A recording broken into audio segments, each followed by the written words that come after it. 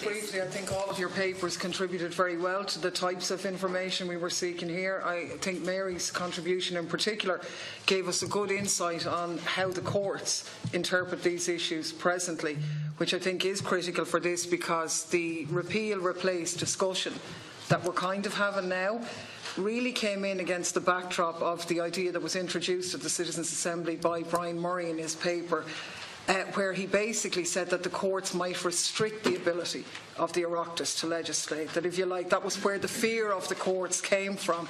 And all of this uncertainty now is that how can we make sure that the courts don't do that?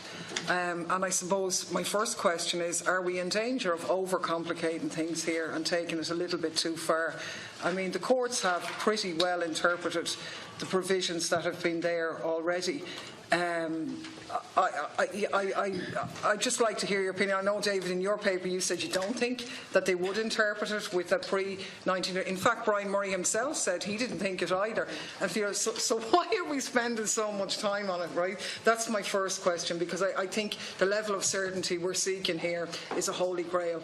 It's not to be found, and we have a separation of powers for a reason in this state.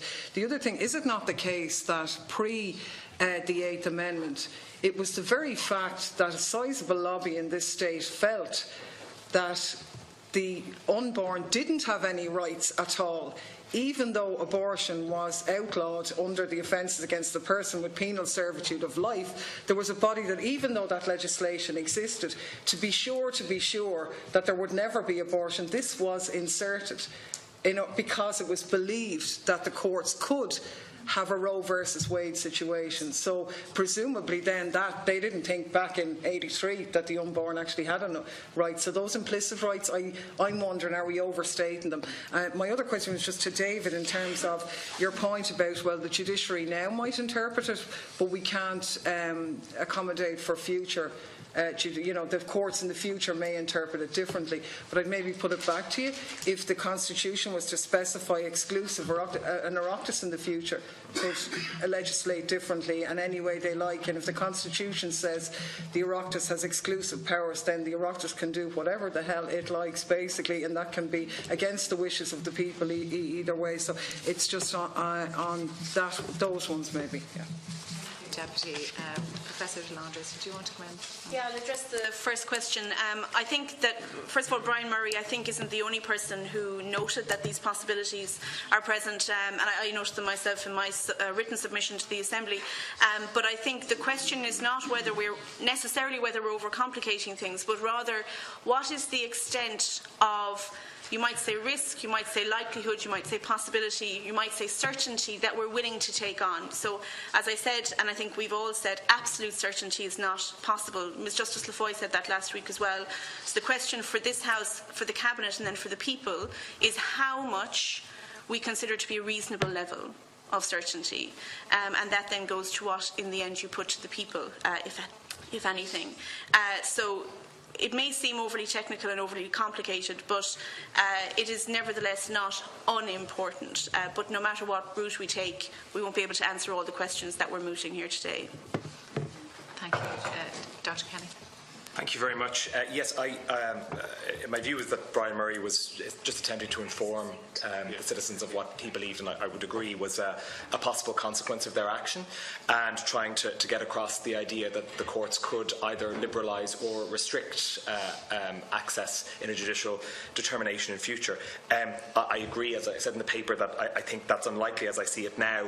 And I think the reason it may not be overcomplicating but worth dwelling on is simply that judicial intervention in this area has caused such political consternation in, for example, the United States, plus to a lesser extent in Canada. The judicial intervention in this area has caused significant sort of political controversy. And so while we're on the topic of debating its future, it's sort of worth bearing that in mind, because the choice is open as to trying to control for judicial intervention or not, as you see fit. On the second question, you're absolutely right. Just as the point of the future judiciary can change, so too can the future legislature. And I suppose the question is the extent to which we want to place the uncertainty with the courts or with the legislature in its future composition. I think ultimately almost any regime is going to require legislative action and is going to require a responsible legislature to act in a way that to represent the people and act in a manner that is responsible in light of that.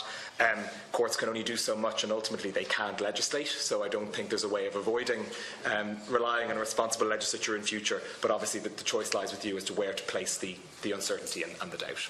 Thank you, Dr. Kenny. Ms. O'Toole, did you wish to comment? Well, I'd agree with the contributions made by my fellow speakers.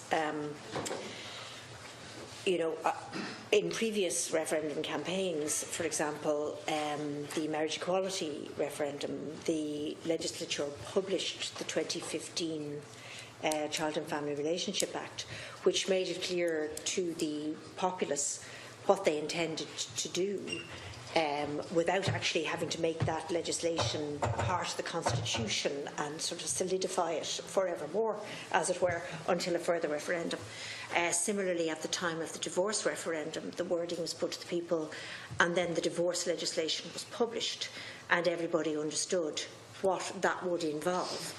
And it is perhaps that sort of process, subject to the difficulties, the questions as to whether or not existing constitutional rights, which may or may not continue to exist since 1983, are going to be there. At least if people know what they're voting for, that would assist. This process here, maybe in the Citizens' Assembly, if you like, is that equivalent? That's we're informing the people as to why we want to go in that direction. If that's what it's the same kind of guidance, really. But I think that there will be no replacement for legislation. You can make recommendations as to what should happen, but until it's clear to the people that that's what's going to be adopted, you may run into difficulties, because you're still open to the issue that the populace won't know whether, if they vote in a particular way, a particular result will be achieved. And this is a matter for yourselves, but it's a question of whether the populace are going to be happy that the politicians will enact something that they would like to see happen, or whether it should be a matter for the judiciary to decide where the rights lie, or whether it should be some kind of compromise between the two, and you just take a leap of faith. But so it is a question of you looking at the advice and deciding which of the options you think is the best in the circumstances, and then what you're going to do as a result of that, whether you want to change, the extent to which you want to change, and so forth. Thank you very much.